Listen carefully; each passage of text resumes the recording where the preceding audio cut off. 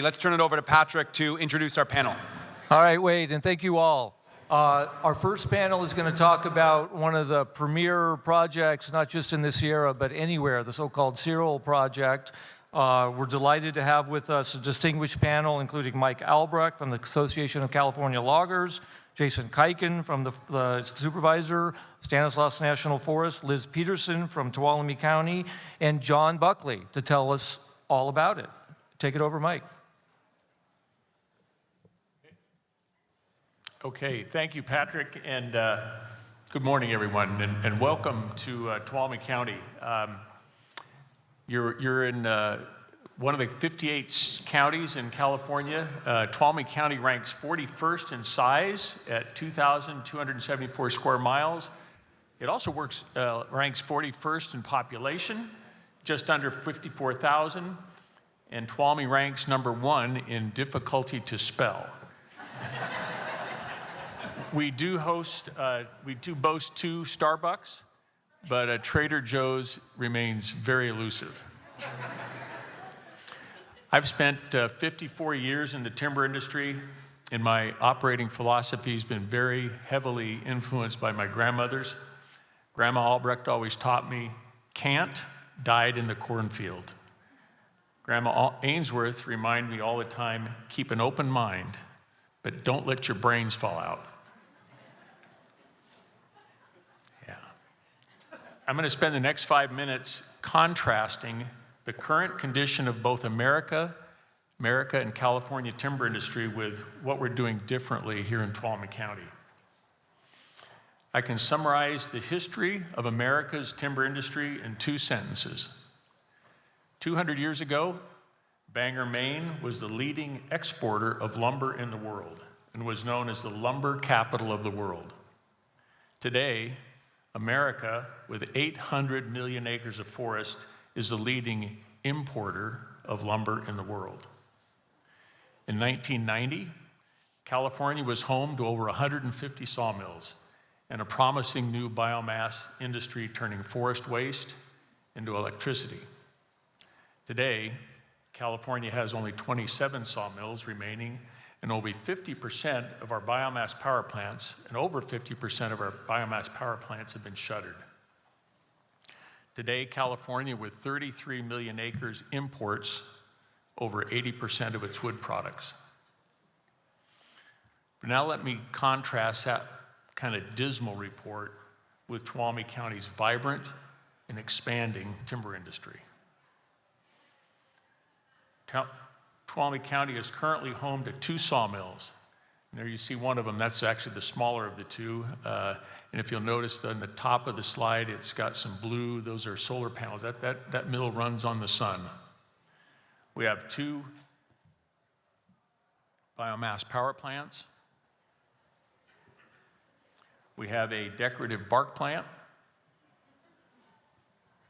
We have a wood shavings plant that makes animal bedding. We have a post, pole, and firewood plant. And we have a soon-to-be operational wood pellet plant. These facilities provide direct employment to 600 plant operators, loggers, and truck drivers. Using a modest 2.5 job multiplier, Tuolumne County's timber industry provides over 1,500 family wage jobs in our community. Our combined timber markets allow us to annually thin over 12,000 acres of forest, producing over 200 million feet of lumber, while removing over 280,000 tons of hazardous fuels from our forest each year. At this point, I hope you're asking yourselves, how has Tuolumne County built and maintained a robust timber economy when so much of the rest of California's and America's forest products industry has been shuttered?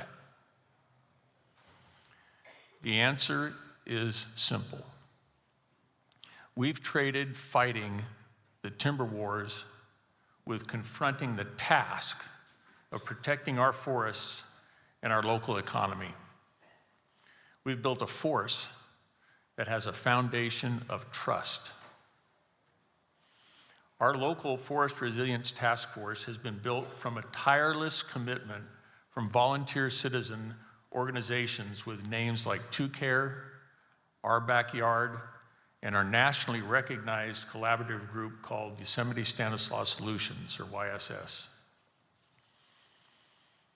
The great news for all of you is this task force is scalable, meaning it can be duplicated and it can grow over time. The need to scale up forest management in California and nationally is underscored by these sobering facts. Since the year 2000, wildfire has burned 168 million acres of America's forests and grasslands. Over 145,000 structures have been destroyed, and tragically, 2,000 people have been killed directly by wildfire. But even more tragically, according to a 2025 report from Stanford University, since 2010, over 40,000 people have died each year from health complications due to wildfire smoke. Our hope is that you'll take away some good ideas from what you learn here in our backyard that can lead to some great forestry accomplishments in your backyard. We can all do better for the health of our forests in our communities. We have to. And remember, Kant died in the cornfield. So now I'll pass the microphone on to our other panelists to talk about what we're doing, how we're doing it, and what we're looking ahead, what we're going to do. Thank you. All right. Well, good morning.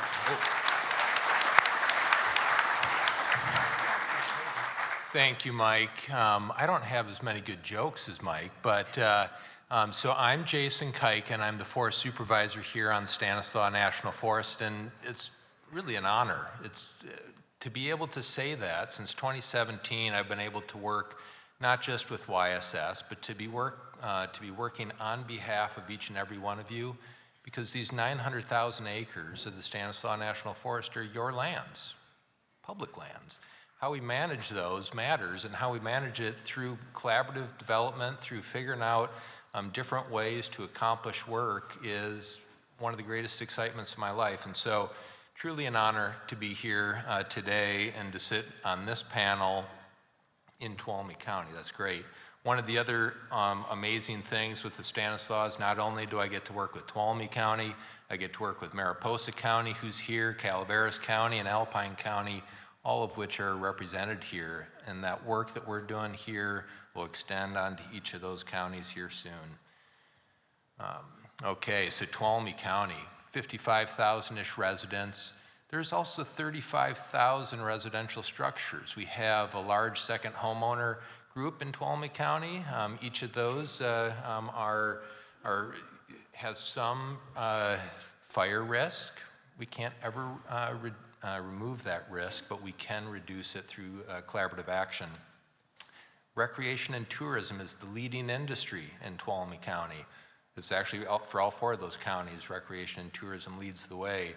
Agriculture is the #2 industry in Tuolumne County, and forestry is a component of that, and the major component, ranching and other ag, is within that. So all of that relies upon healthy and resilient forests.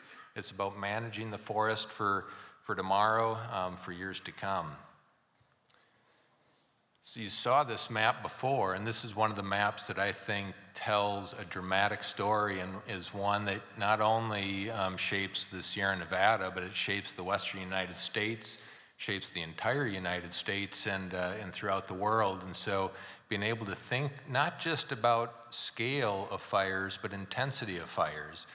So if you look on that left panel, you can see fire history of the 1980s. In 1987, there was the 87 complex, otherwise known as the Stanislaus complex. At the time, that was the fire of record for people. I mean, that was what the old-time firefighters talked about, is not sure we'll ever see something like that again. LA Times articles are written constantly about it. New York Times talked about it pretty often as well. there was commissioned artwork that sits in my office at the top of Greenlee Road. There's a poster that talks about it. One day, a couple years ago, I stopped and looked at that. It was 147,000 acres in the 87 complex. And that barely would make regional news today. And that should say something. And not only that, the intensity in that fire was high for the time, but it continues to grow. That high intensity canopy changing fire really changes. So the Dixie Fire is the one that Patrick mentioned, where it burned more acres than all of the 80s and the 90s. But if you looked at the data beneath that too, in 2020 and 2021, those 2 years burned nearly as many acres as all of the 80s, 90s, and 2000s combined at very high intensity, impacting communities, impacting jobs, the ability to have recreation jobs and forestry jobs into the future. So what do we do about that? How do we, if we're having million-acre fires or 500,000-acre fires, and let me add one more, is that 2013 Rim Fire, at the time was the largest in the Sierra Nevadas, was the 3rd largest in the state, and it's barely in the top 15 now. Barely. And I'm not going to guarantee it will be at the end of this year. And so how do we look at this landscape in a different fashion? And we can't get to a different place by doing the same thing. And so that means, I guess I wasn't quick enough on the, I forgot that slide. But one of the other things that really led this group here, YSS, to come together was that Rim Fire and that reforestation effort. What do we do after a fire? So this group galvanized around that, and how do we make that forest grow again? And we've done tremendous amounts of work within that Rim Fire footprint. Part of that came from a National Disaster Resilience Competition grant, and then that leveraged other funds. So we've planted over 12,000 acres. We're doing more this spring, and we're going to keep looking at other acres to replant and grow tomorrow's forest.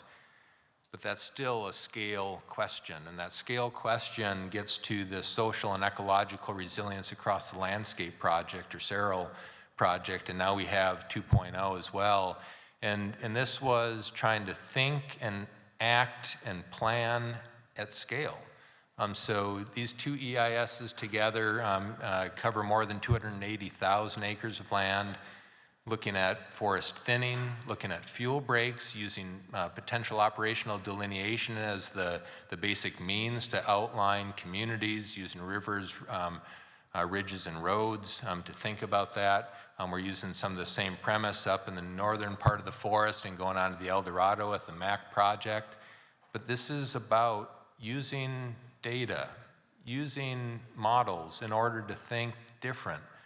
Taking the information that's in our silviculturist head and our wildlife biologist head and applying that at larger scales, because the human brain really can't conceive of how treatments here affect something over there at hundreds of thousands of acres. But we can take that information knowledge and apply it at scale. And so we're doing that, and we're doing that in a big way. And so this landscape here is that CERL project and CERL 2.0 combined. You can see some of that fire history with Rim Fire on the right side. And what we're trying to do is keep this place green. If you went back to that map, we're in one of 2 places in the Sierra Nevada at a larger scale that haven't seen large-scale fire, and we're dedicated to keeping it that way, so that we can keep our families here, we can keep our jobs here, and allow for opportunities for generations to come.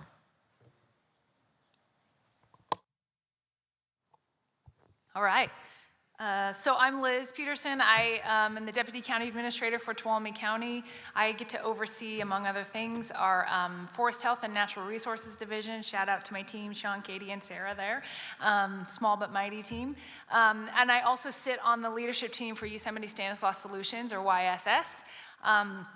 I want to just highlight briefly YSS, because you sort of heard about it. But so we are a collaborative that was formed in 2010, and it's a group of industry, environmental groups, local governments, recreation, and kind of everybody in between who's interested ultimately in increasing the pace and scale of forest treatment activities is sort of the phrase that we used to say. And so YSS really kind of galvanized, and Jason mentioned it, around the rimfire, and successfully supported the rimfire restoration and reforestation decisions, and that was kind of through the litigation process, ultimately came out the other end successfully. So now the forest was able to do not only reforestation, but the salvage logging, and a whole host of other things. And so then after that, YSS was looking to do more. How can we better support the Forest Service and continue to increase the work?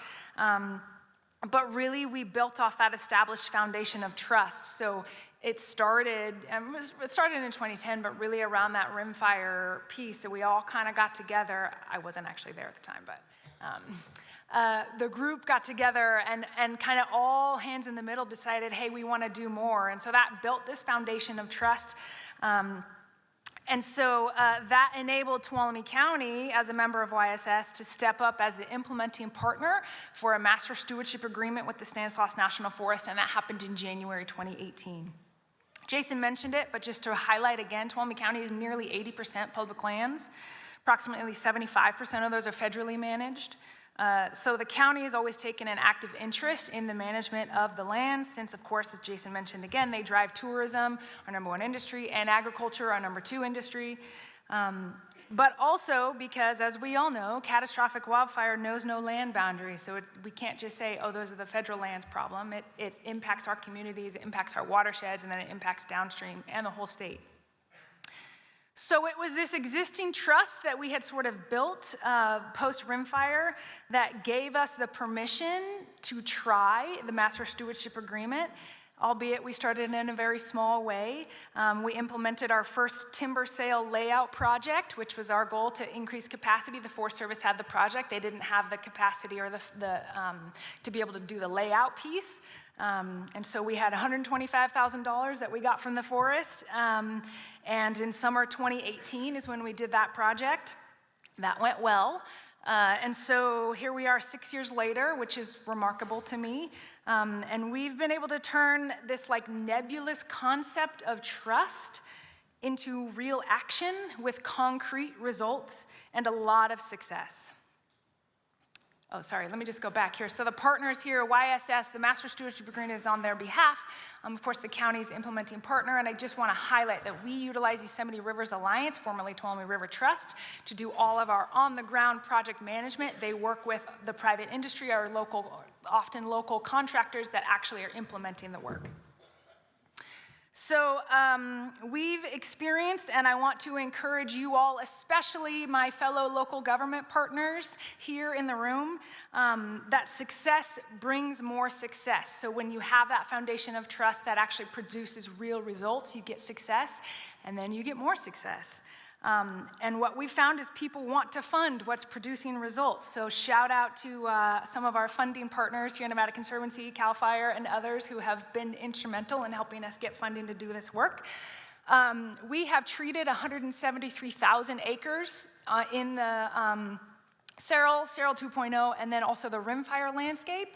That includes mechanical and fuel break installation, it includes reforestation, and then one of the areas we've been able to add a lot of capacity to our forest is in the surveys area, which you might not think, it's not the most sexy, but you have to do surveys for our important resources like botanical, cultural, stand exams, and then landline too, to kind of make sure that we're not going on property that we shouldn't be, but I'll talk more about how we disregarded that. We've received over $95 million. About 60% of that is federal funding. About 40% of that is state funding. We have supported and or created about 1,500 jobs with this work that we've done. Some of the other things that we have been able to build as a result of this kind of entity that we've built,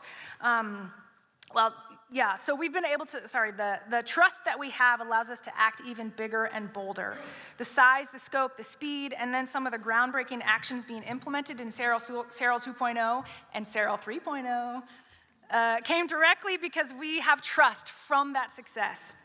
So we can think bigger, more creatively, and more collaboratively. And so these are some of the other partnerships that we've been able to build and initiatives that we've been able to be a part of. I just want to highlight a couple. So we've had some phenomenal partnerships with our local tribes, and we've been using them in a variety of different ways, or working with them rather. So like when we are implementing fuel reduction projects to make them the most effective, especially fuel breaks, we actually have our tribal partners out there when we're actually able to treat around cultural resources, and we have our tribal partners there monitoring the work that's happening to make sure that there's no damage to the cultural resources. We're also going to be working with them to do prescribed fire to add capacity to the Forest Service on a lot of the piles that we've created. We have a great training program. Sierra Forest Works, there's actually a table out there if you're interested in that. That's a seamless pathway from high school through college. I'm going to go quickly, sorry. We're looking at another cool thing is a watershed monitoring program that we're working with UC Merced to really quantify the watershed benefits from this work. And we're planning to, if you're in the room from a utility, especially water, we want to talk about how the importance of the work that we do, especially the maintenance, matters, and how it's cheaper to do maintenance and be proactive than it is to be reactive. So buckle up, because that's where we're moving next. And then we've been doing a lot of other all lands work, and this is something that I just think is really key for, it's not just work on Forest Service, although it is. This is the Stanislaus landscape boundary. You can see those red circles, so those are defensible space projects that we're doing around critical communities that are right in the WUI. That actually was a project that we got the streamlined from the governor's, streamlined CEQA. We did a small but really important fuel reduction project in a little BLM parcel. Very excited to do more of that. We've done some home hardening work, and then some reforestation and prescribed fire with the Tuolumne Band of Miwok Indians. And then that big blue area too is a fuel break project and fuel reduction project called the Phase 3, not very creative, but it's a really cool thing that we were able to do. So the yellow represents private land, the gray represents federal Forest Service land, and so being a county, we were able to work with the landowners and our supervisor in that district to get their permission. We worked really closely to align the prescriptions, because federal and state prescriptions for this work is not always the same. We got the CEQA, and we already had the NEPA, and so we're able to build contiguous fuel breaks across land ownership, private, public, private, and even SPI in some of those areas. It's about a 7,000-acre project, this is. It also saved us money on the landline surveys, which we didn't need to do because it didn't matter where the boundary was, because we were just going across the land. So that's just one of the areas where we've been able to approach all lands perspective, and very excited to do a lot more of that. So that's all I got. Sorry to go over.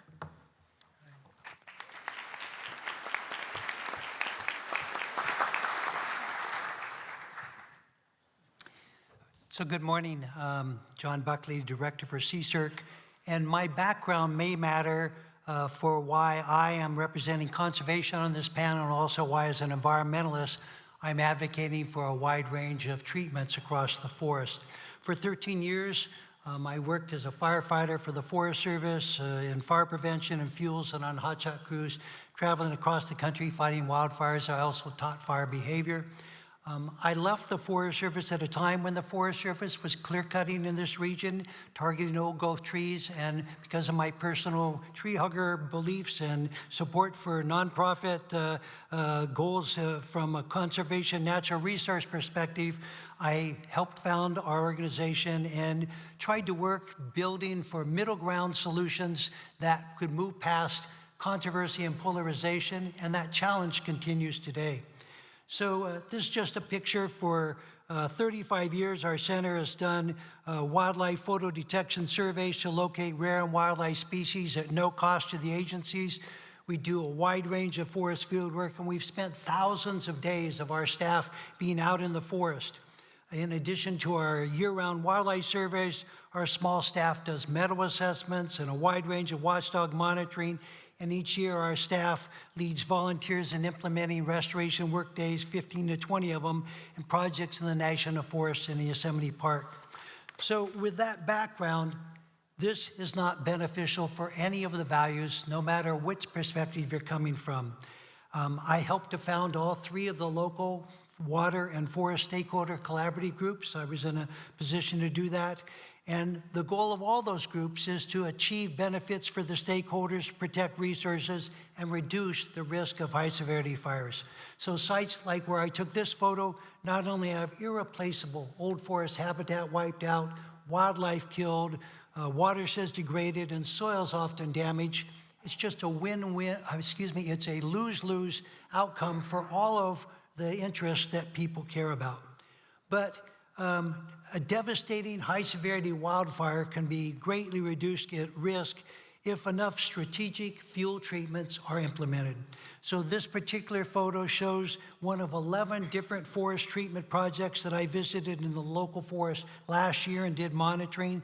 The risk from a crown fire from surface and ladder fuels is nearly eliminated. Within a few years, all the ground covers, bushes, wildflowers, and other benefits for wildlife will return. And the short-term impacts have to always be assessed in terms of the long-term resiliency.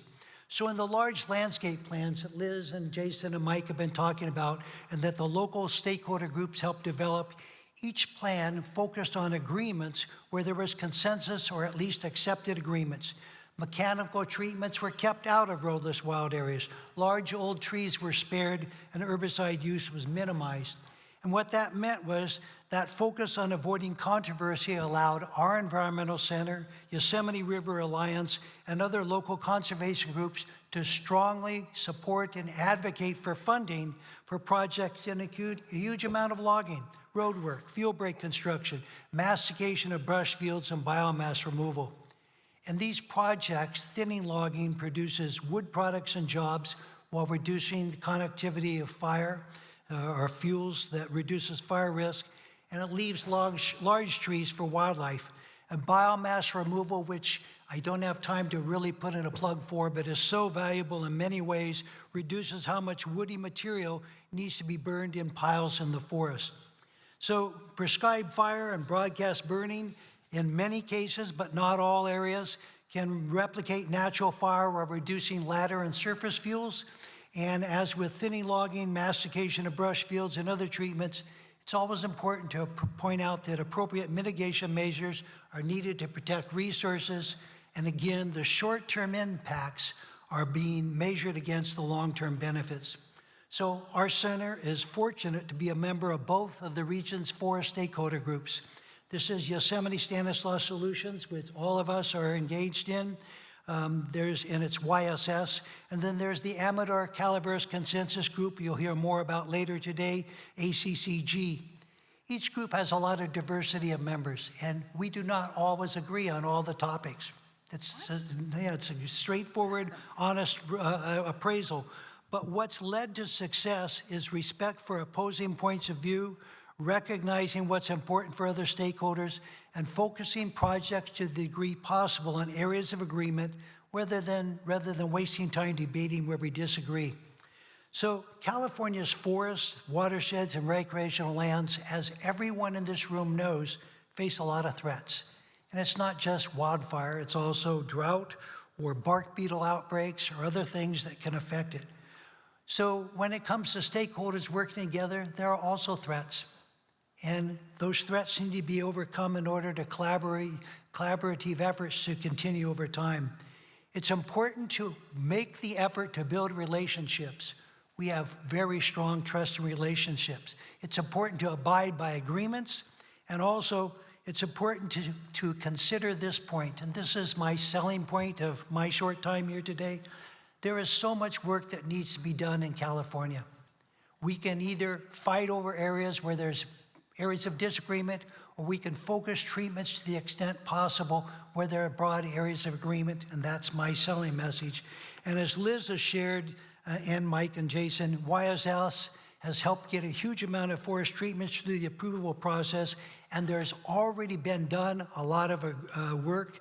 ACCG has brought the massive MAC project to decision point, and I share in closing, those achievements came from stakeholders accepting the need to compromise in order to get to collective success.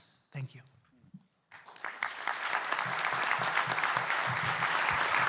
Thank you all. Thank you all. Very, very impressive work. I'm going to kick off with some targeted questions, and then we'll open it up to the executive committee.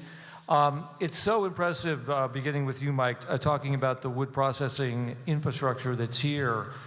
You know, the obvious benefits of that are that material would otherwise be pile burned. It's now being used productively. But perhaps even more important, with declining state and federal budgets, Jason, can you give me a sense of, or us a sense of, how much does that help you reduce your project costs per acre, and does it allow you to actually get more work done? Well, so without industry, we wouldn't be able to accomplish this work. I mean, and that's based on having those outlets for material. That's based on having a skilled workforce that can do that work. But being able to just say we're going to masticate everything and burn it, that would be thousands of dollars every acre. By being able to recapture some of that value, we're able to reduce 500 to 1,000 acres an acre, 5,000 or 500 to $1,000 an acre many times, and yet the more industry that comes in, the better that will be. And so being able to have that whole cycle, and one more point there that I would like to make is having a dimensional lumber mill is a key component of that. That's the anchor point in which other industries get to work on. Here.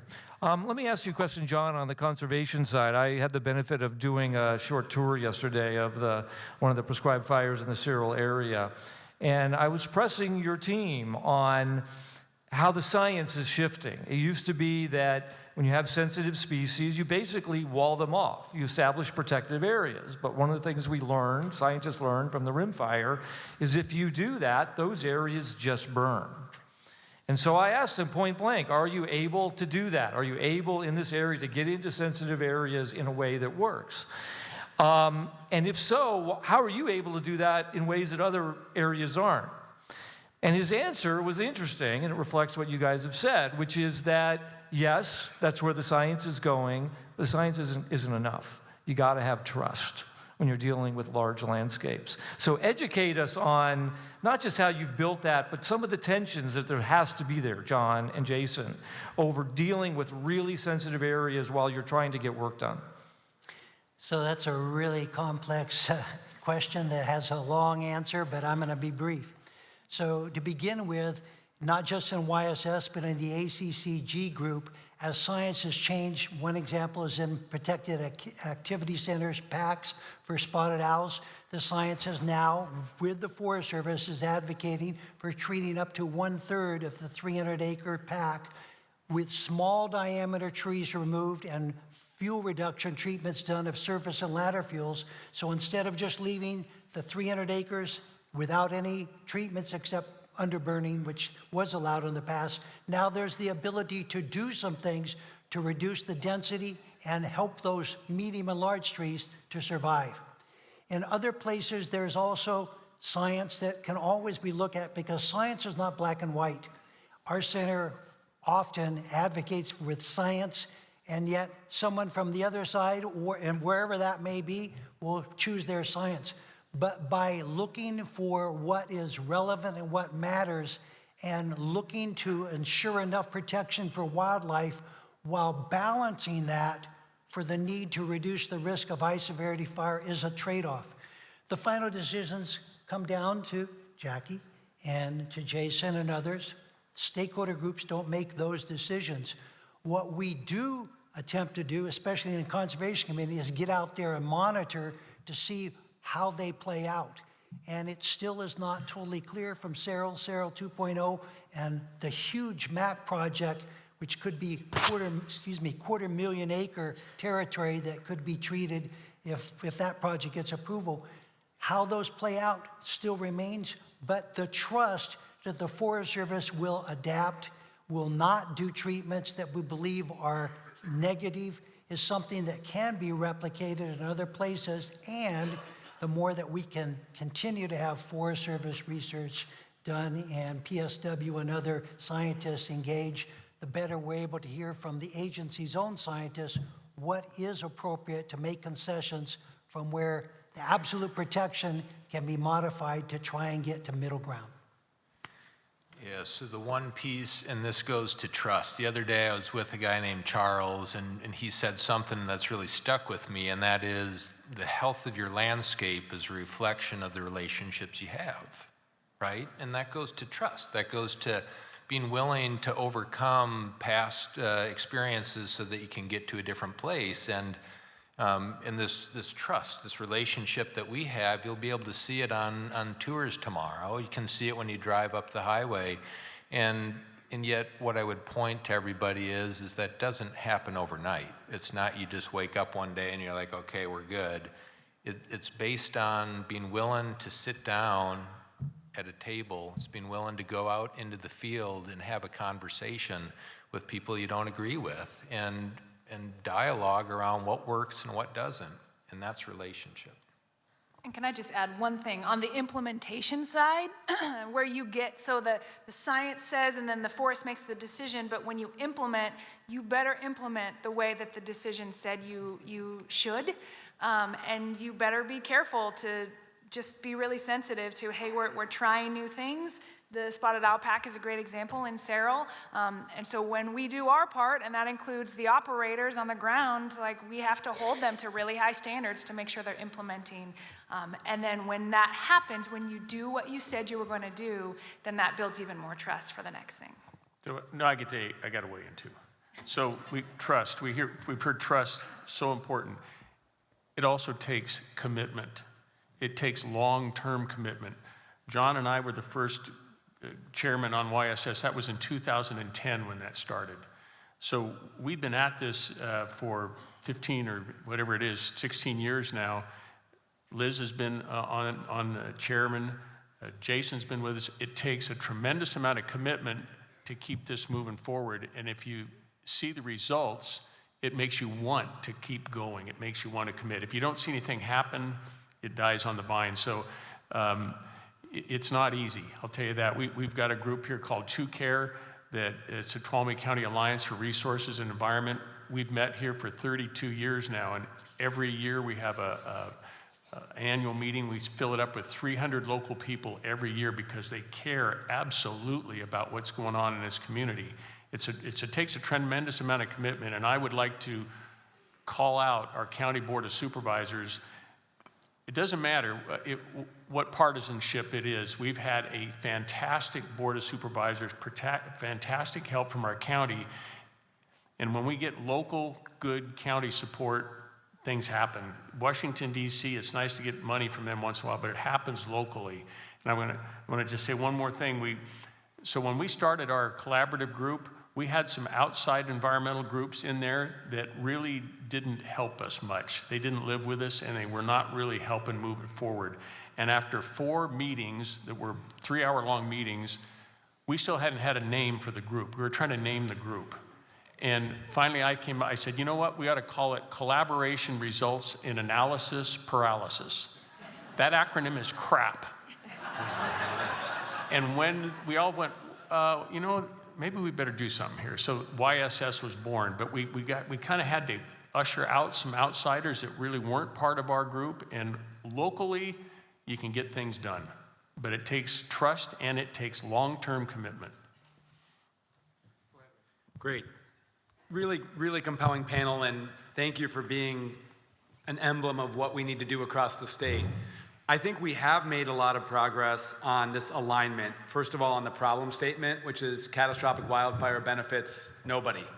Doesn't benefit the local residents, it doesn't benefit the biodiversity. And so when I started doing this work in the last administration, it was much more controversial to say active management is needed on the landscape. And I think there's been, you know, really sort of a coming together of conventional wisdom that it's actually needed.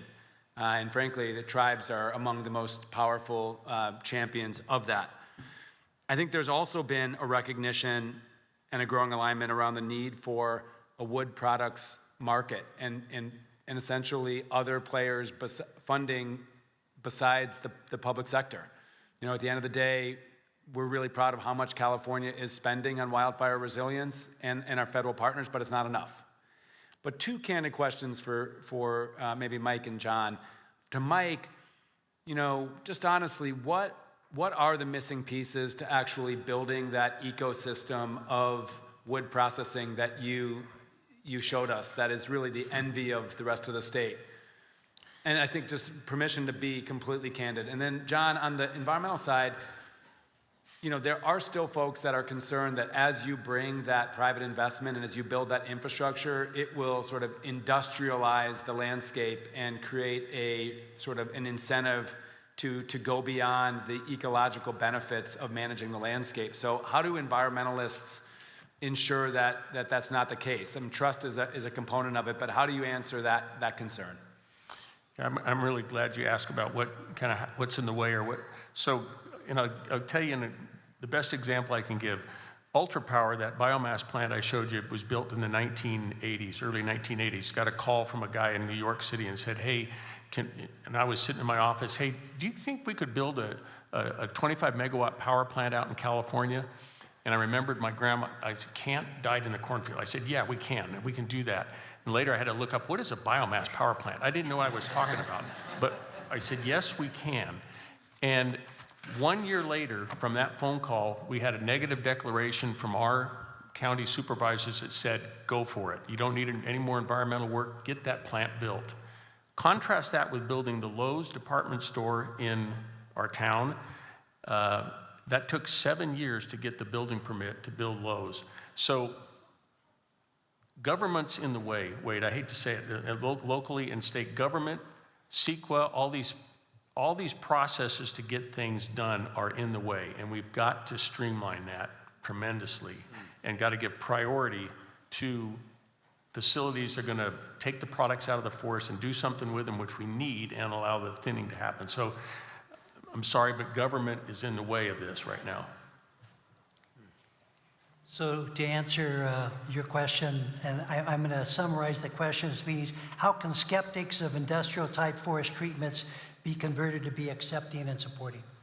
And I think context matters. So for conservation organizations that for many, many years saw the Forest Service punching new roads in wild wilderness areas, clear-cutting old growth trees, not being highly concerned for endangered wildlife species, and maximizing wood products and motorized recreation rather than, I would say, a wide diversity of lower attention issues and concerns, had a huge amount of distrust and in many cases built their organizations to fight against the Forest Service. Times have changed. That does not mean that many people looking at national level today, Jackie will be the first to acknowledge, national level direction right now of eliminating protection potentially for wilderness areas, making wood products, increase in wood products, the maximum mandated objective. If someone is pretending those aren't happening, they're not in the real world.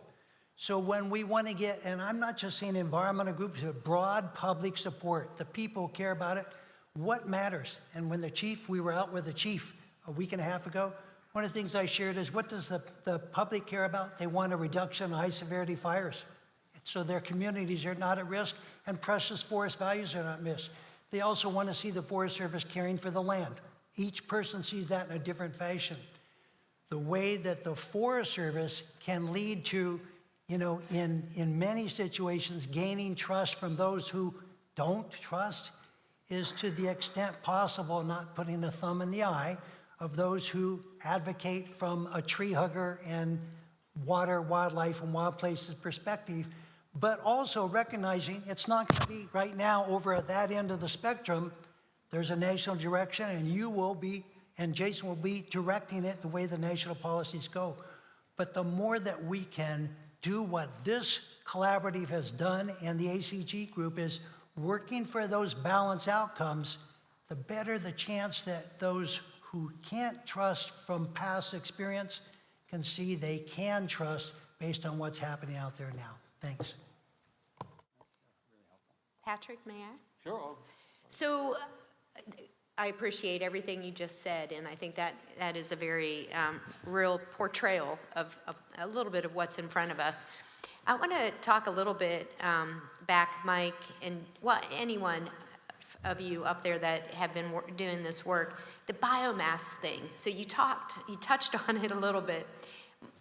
My first part of the question is, how far off do you think you are from where your ideal place would be in being able to deal with biomass? Because, you know, the timber, we're getting there, right? I mean, we're moving towards a place where I think we all feel better about that trajectory. In my conversations, though, it just seems like we are still so far off from the ideal spot for dealing with the biomass. So I'm curious, from your perspective, how far off do you think we are from being where we would want to be on that? Well, we've got to scale up, I'll say tenfold. And here's, Jack, what's in the way. Biomass power, we need electrical power big time in this state, and everybody knows that. We've got data centers, all these things. Biomass power does not pay its way. The electricity does not pay enough to remove all this product. That needs to change, and it can change with the Public Utilities Commission. That's my opinion, is the Public Utilities Commission, who governs this whole thing, should go, I've got a survey right here. The #1 issue in California from voters surveyed a couple of years ago, and it was ahead of everything else, education, crime, was the fear of wildfire in their communities. We've got the social license to do something, but the Public Utilities Commission will not let PG&E charge us another dollar a month for our electric bill so that we can pay for the power, pay for the biomass, because right now it has to get subsidized, there's grants, and that can't go on. We've got to be able to pay for the product, for removing the product with what it produces. And biomass electricity should be boosted. And I think that'd be a good effort for all of us to get behind, go to CPUC and say, folks, go ahead. We'll raise the rates a little bit. I think Californians are willing to pay a little bit more for electricity if it means our forests are healthier and safe. All right, thank you, Mike. Hey, Liz, can you give us a sense? We've talked almost exclusively about the landscape here. A lot of areas struggle with linking landscape work with community work. Are you doing that here? Is it effective? Yeah, we're doing that, I think, quite well. And I think that's one of the benefits. This is why I want to shout out and encourage my local government partners. It's one of the benefits we have as being local government. We're connected to the residents already. We're connected to the needs and the fire safe councils and some of the work that they're all doing. And so I think we have a strong sense of some of that community work that needs to be done. And I highlighted some of the stuff that we're doing, just some of the examples. And that's just stuff that the county directly is implementing that I highlighted. But we have a lot of other partners locally that we're working with to implement some of the other community work. Thanks. Other members of the Executive Committee, questions? We've got about 15 minutes.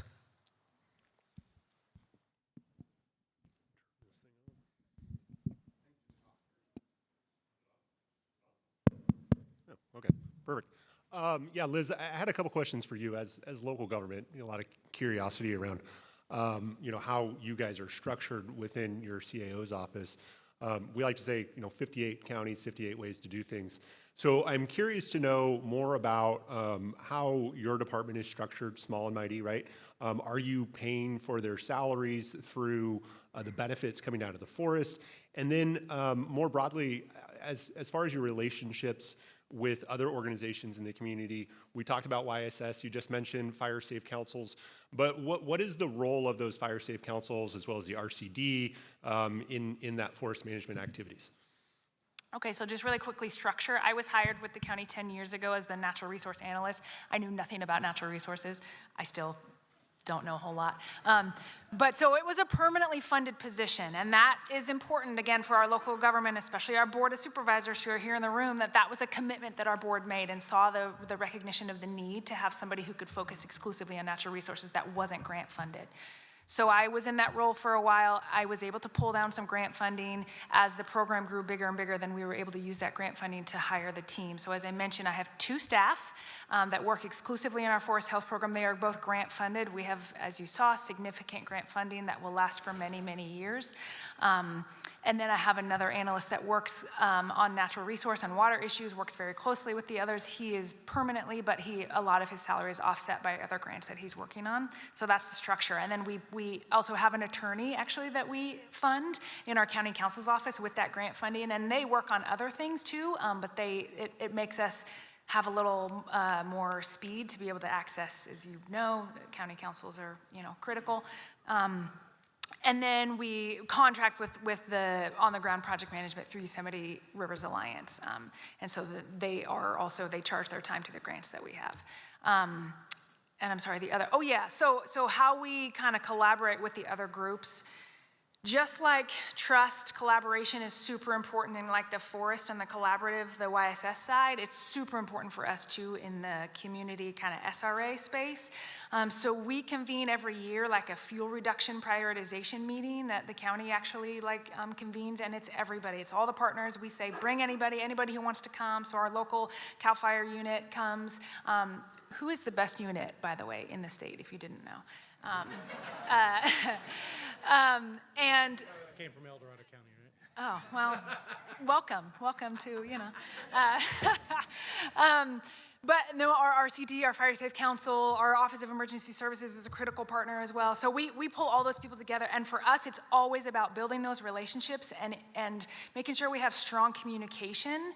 I was just talking to my team the other day about the RCD wants to apply for a grant in this area of the county. Okay, great. Let's maybe have them focus on this part of the county, and we'll stay away from that. And we were talking about with another group about how they want to focus on some of the job components. Okay, great. You guys focus on that, and we'll stay in our lane. So we we communicate a lot. We collaborate a lot to make sure that we are not missing out on any pieces, but that we're not duplicating efforts either. So. I hope that answers your question. No, absolutely. Other questions? Great panel. Thank you so much. I want to follow up with John and Liz. Liz, you said something about one of the ways that people were really trusting each other was after the Rim Fire. And I don't know if that's me. I know in our county, and we've got a lot of county supervisors here from other counties, so thanks everyone for being here. But people really, after a fire is an opportunity when people can come together and partners who maybe haven't worked well begin to work well together. As we're doing more of this work and hopefully also new folks move into a community post-fire, some haven't had that experience, that direct fire experience. So can you talk a little bit about how you try to build trust with folks, with partners who haven't lived through a fire like the Rim Fire? Well, so I was here during the Rim Fire. I'm actually from Tuolumne County, but I wasn't working for the county at the time, and I was not a part of YSS. As I said, I had no natural resource background. So for me, it was coming in after the fact. YSS had been established. They had already kind of approved and worked with the Forest Service on the final pieces of the Rim Reforestation and Restoration EISs, or decisions. And so for me, it was just about, hey, it was really inspiring, frankly, to see particularly these 2 gentlemen and then all of the other partners in YSS seeing, oh my gosh, there's all of these interest groups, but they're all interested in accomplishing the same thing. I mean, that right there is it builds so much momentum.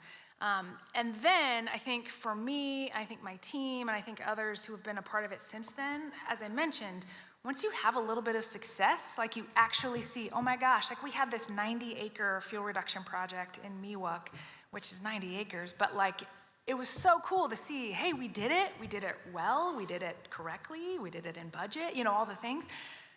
Then that starts to, you just can't help but build more momentum, and you don't have to be a part of necessarily that first day or during the Rim Fire.